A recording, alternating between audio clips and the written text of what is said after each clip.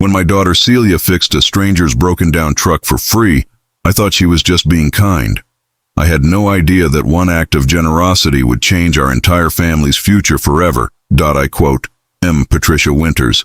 And 3 years ago, I watched my husband Thomas take his final breath in a sterile hospital room, leaving behind more medical bills than memories.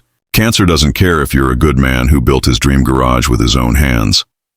It doesn't care if you taught your daughter everything about engines while she sat on your shoulders, tiny fingers tracing the parts you named like a bedtime. My Celia is 28 now, and she's got her father's steady hands and stubborn heart.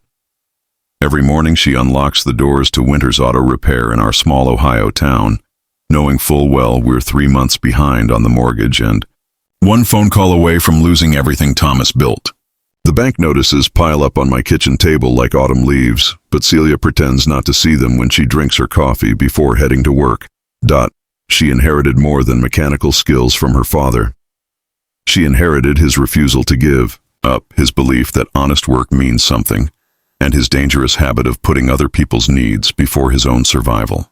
I work part-time keeping books for 3 local businesses just to help pay for parts and electricity, watching my daughter work 12-hour days for customers who haggle over $20 repairs. The garage should have been Thomas's legacy, a gift he could pass down with pride. Instead, it became a millstone around our necks, dragging us toward bankruptcy while we desperately tried to honor his memory. Some days I catch Celia staring at his old toolbox, and I know she's fighting the same battle I am. How do you let go of a dream that cost everything to build? But I'm getting ahead of myself. This story isn't about losing everything. It's about what happens when kindness meets a stranger on a hot July afternoon, and how sometimes the universe has a way of keeping score that we never see coming. Thomas used to lift Celia onto his shoulders when she was 5 years old, walking her through the garage like it was a cathedral. He'd point to each tool hanging on the pegboard and make her repeat their names until she knew them by heart. Socket, wrench, torque wrench, brake bleeder, compression gauge. By the time she turned 10, she could diagnose a misfiring engine just by listening to its rhythm. By 15, she was rebuilding transmissions that other mechanics had given up on. Your hands have magic in them, just like your old man, Thomas would tell her, his voice thick with pride as she adjusted a carburetor with surgical precision. Those were the golden days, when the garage hummed with steady business, and Thomas's reputation for honest work brought customers from 3 counties over. He never cut corners, never overcharged, never promised what he couldn't deliver. That integrity built our life, one satisfied customer at a time. Then the headaches started. Thomas blamed them on stress, on long days bent over engine blocks in poor lighting. But when his hands began shaking while holding a wrench, when words started coming out scrambled during phone calls with customers, we knew something was terribly wrong. The diagnosis hit us like a freight train: glioblastoma, the kind of brain cancer that doesn't negotiate or show mercy. The next 18 months became a blur of chemotherapy appointments, radiation treatments, and medical bills that arrived faster than we could process them. Thomas kept working when he could, but his steady hands weren't steady anymore. Customers started going elsewhere, not out of cruelty, but out of necessity. They needed their cars fixed right the first time, and Thomas could no longer guarantee that certainty he'd built his reputation on. I watched my husband shrink from a robust man who could lift an engine block to someone who needed help opening a jar of pickles. Celia took over more responsibilities each day, but she was still learning, still making the inevitable mistakes that come with experience. Thomas tried to teach her everything he could before his mind started slipping, cramming 30 years of knowledge into whatever time they had left. After Thomas passed, Celia threw herself into the garage like a woman possessed. She worked from sunrise to well past sunset, taking on any job that walked through the door regardless of how little it paid. I'd find her asleep on the old couch in the waiting area, still in her work clothes, grease under her fingernails and exhaustion written across her face. The medical bills from Thomas's treatment totaled over $300,000. Our insurance covered some of it, but the remainder fell on us like a crushing weight. We refinanced the house, maxed out credit cards, and sold everything valuable we owned, but it wasn't enough. The garage that once thrived now barely kept us afloat. Handle the books now, and every month the math gets more frightening. We're bringing in maybe $1,500 on a good month, but our expenses run closer to $3,000. The mortgage payment alone is $1,200, and we're already 3 months behind. The bank has been patient, but patience has limits, especially when dealing with small-town widows who can't make their payments. Some mornings I watch Celia unlock the garage doors and wonder if we're just prolonging the inevitable. She's lost 20 pounds since Thomas died, her clothes hanging loose on her frame. Dark circles under her eyes tell the story of sleepless nights spent worrying about problems she inherited too young. But every time I suggest maybe it's time to consider selling, to find a different path forward, she gives me that stubborn look that's pure Thomas. "Mom, I know the numbers don't look good," she said last Tuesday while wiping grease from her hands with an old shop towel. "But Dad always said honest work finds a way." I have to believe that. Standing there in her father's garage, surrounded by his tools and his dreams, she looked so much like him it took my breath away. July 15th was one of those brutally hot Ohio days where the asphalt shimmers like water, and even the shade offers no relief. I was inside the garage office, struggling with our quarterly tax forms, and pretending the numbers would somehow add up differently if I stared at them long enough. Celia was under the hood of Mrs. Henderson's ancient Buick, trying to coax life back into an engine that should have been retired years ago. That quote S, when we heard the unmistakable sound of metal grinding against metal, followed by a loud pop and the hiss of escaping steam. Through the open bay doors, I watched an old Chevrolet pickup truck lurch to a stop directly in front of our garage, white smoke billowing from under its dented hood like a distress signal. The driver's door creaked open, and out stepped a man who looked to be in his 70s, moving with the careful deliberation of someone whose joints had seen better days. He wore a faded green baseball cap with Vietnam veteran stitched across the front, and his weathered hands shook slightly as he approached the steaming truck. Even from a distance, I could see the exhaustion etched into every line of his face. Celia was already wiping her hands on her coveralls, jogging toward the stranger before I could even stand up from my desk.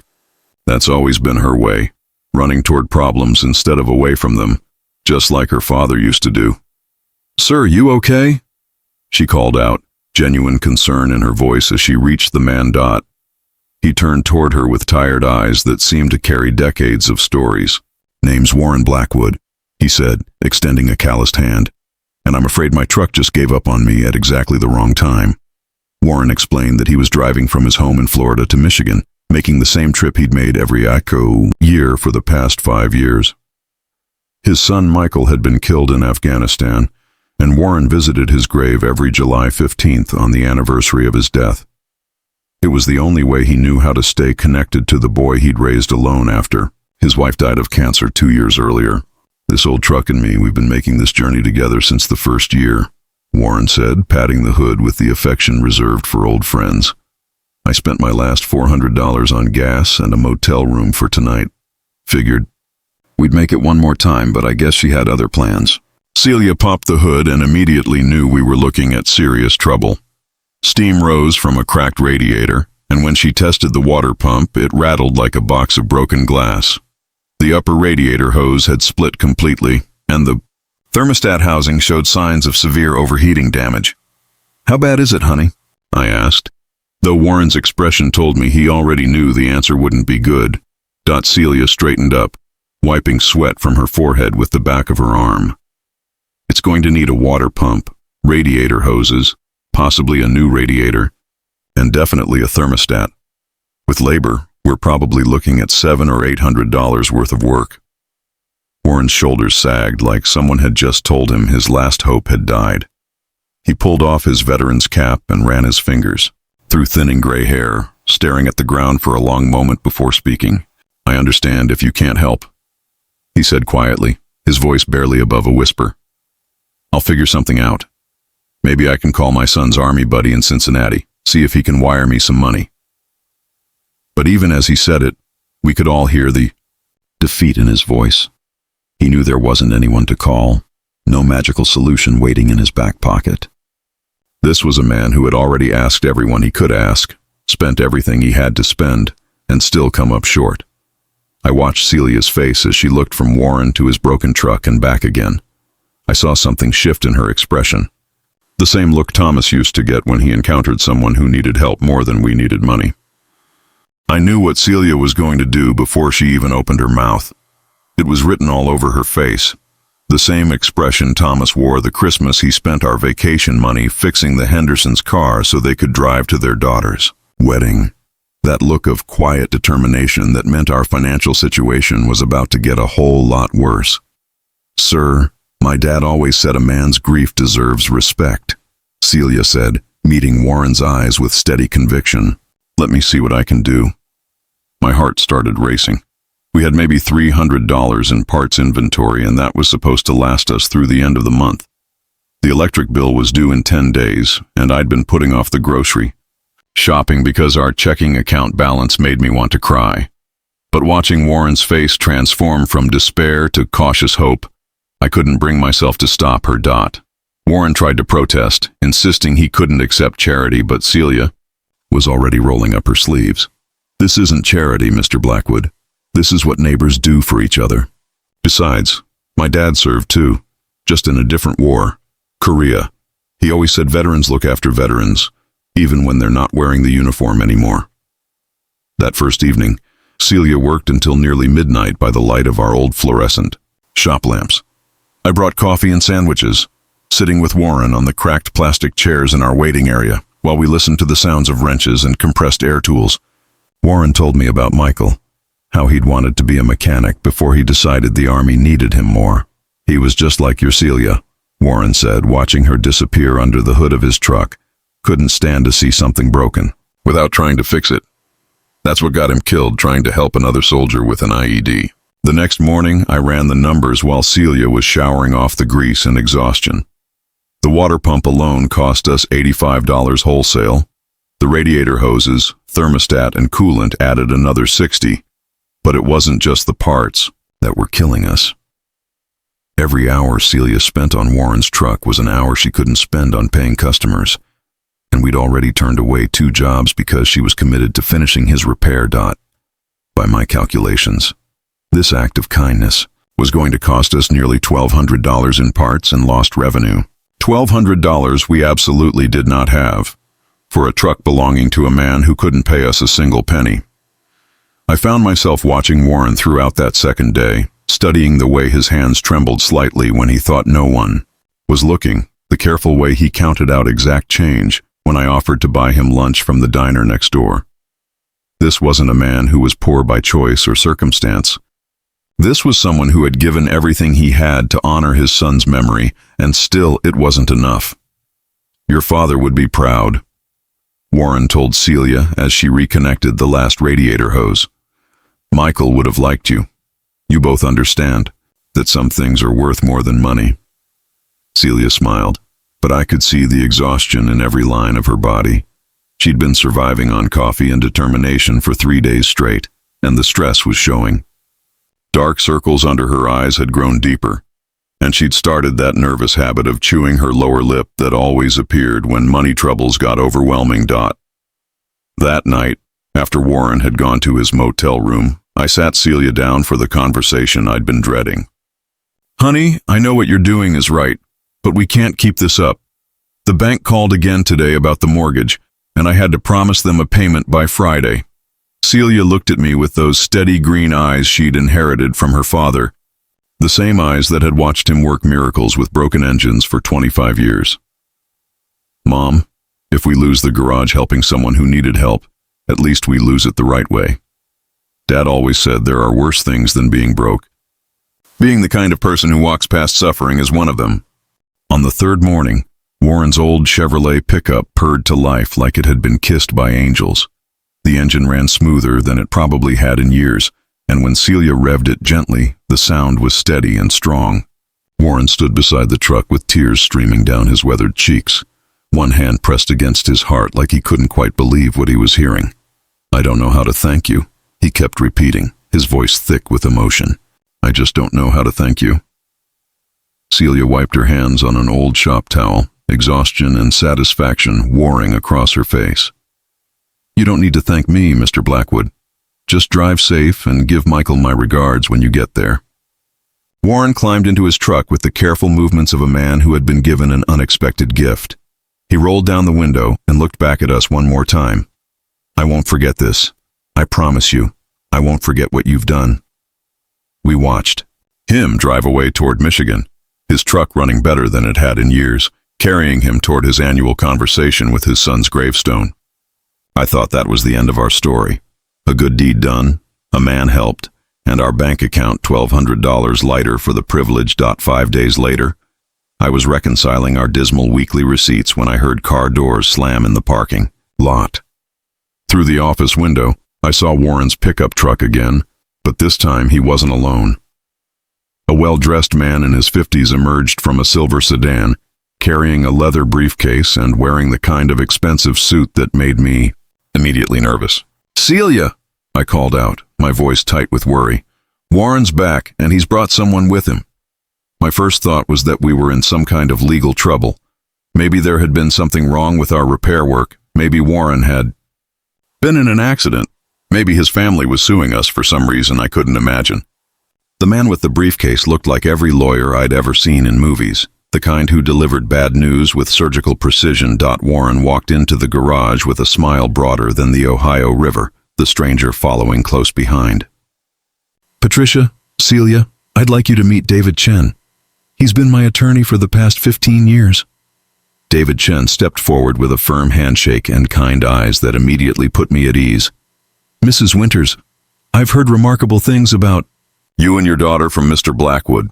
Warren was practically vibrating with excitement, pulling folded papers from his jacket pocket like a magician about to reveal his greatest trick.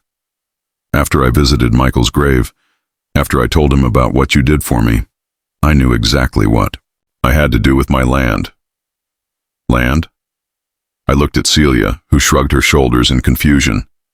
David Chen opened his briefcase and pulled out what looked like legal documents. "Mr. Blackwood owns 40 acres of prime commercial property about 30 minutes outside Columbus. The land has been in his late wife's family for 3 generations, and it's currently valued at approximately $2.3 million. The garage seemed to tilt sideways. $2.3 million. The numbers didn't make sense. In my head, like trying to count stars or measure the ocean. Warren, S voice was steady and sure as he continued. "I've been trying to decide what to do with that land before I pass on. I don't have any children left. No grandchildren, no family at all. But after meeting Celia, after seeing what kind of person she is, I know exactly where that land should go." David placed the documents on our workbench, pointing to signature lines that had already been filled in. "The transfer is complete and legal. Miss Winters, you are now the owner of 40 acres of development-ready commercial property. Mr. Blackwood insisted on handling all the paperwork and fees himself." I couldn't breathe. Celia was staring at the papers like they might disappear if she blinked too hard. "My son died protecting people like your daughter," Warren said, his voice breaking slightly. "Good people who still believe in helping others when they can't help themselves. Michael would want this land to go to someone who understands what honor really means." 6 months later, I'm standing in the lobby of the new Winters Auto Repair facility, watching Celia train her 8th employee on the proper way to diagnose transmission problems. The building sits on 5 acres of Warren's gifted land with modern hydraulic lifts, computerized diagnostic equipment, and enough space to service 20 vehicles simultaneously. The rest of the property is being developed into a small business park that will provide steady rental income for decades to come. The transformation still feels like something from a dream. One day we were 3 months behind on our mortgage. The next we were debt-free millionaires planning the auto repair facility Thomas always dreamed of building. But the real miracle wasn't the money itself. It was watching Celia finally become the mechanic her father always knew she could be. Warren visits us every Tuesday like clockwork, usually bringing coffee and stories from his morning walks around town. He's become the grandfather Celia never had, the kind of family member who shows up without being asked, and somehow makes everything better just by being present. Last month, he started helping train some of our younger mechanics, sharing tricks. He learned working on military vehicles during his service years. Your father would bust with pride seeing this place, he told Celia last week, gesturing toward the bustling service bays where technicians worked efficiently under bright LED lighting. But the money wasn't the only thing that changed our lives. 3 months after the land transfer, Celia launched what she calls the Michael Blackwood Memorial Program, offering free automotive repairs to veterans and active military families. Every month we fix about 15 vehicles at no charge, and Celia insists on covering those costs from the business profits rather than treating them as charity write-offs. Dad always said we fix more than engines here, she explained to the local newspaper reporter who came to write about our veteran services. I never understood what he meant until Warren showed me that sometimes fixing someone's truck means fixing their faith in people too. The waiting area of our new facility has 2 memorial plaques mounted on the wall. One honors Thomas Winters, remembering him as a father, husband, and mechanic who believed honest work could change the world. The other remembers Michael Blackwood, a soldier who died helping others and whose father's generosity created something beautiful from grief. Warren reads both plaques every time he visits, running his weathered fingers over the engraved letters, like he's having quiet conversations with old friends. Sometimes I catch him telling other customers about Thomas's integrity or Michael's courage, keeping their memories alive through stories shared with strangers. The financial security has given us something we'd almost forgotten existed, the luxury of helping others without calculating the cost. Last month, a single mother brought us a minivan that needed $800 worth of work to pass inspection. She had 3 kids and worked 2 jobs but still couldn't afford the repairs. Celia fixed her van for free, and when the woman started crying with gratitude, my daughter just handed her a business card and said, "Pass it on when you can." That phrase has become our unofficial motto. Pass it on when you can. Not because you have to, not because someone's keeping score, but because kindness creates its own momentum when people decide to keep it moving. I think about Thomas every day, wondering if he can see what his teachings created. Warren's generosity gave us the means, but it was Thomas's values that showed us how to use those means properly. He taught Celia that fixing broken things is sacred work, whether you're repairing engines or mending hearts. Some nights, when the shop is quiet and the last customer has driven home with their problem solved, I sit in Thomas's old office chair and feel his presence in every tool on the walls, every lesson passed down to our growing team of mechanics. Warren's gift saved our garage, but Thomas's legacy made it worth saving. The universe does keep score, I've learned, but not the way most people think. It counts acts of kindness, moments of compassion, and the ripple effects of people who choose to help when helping costs them something they can't afford to lose.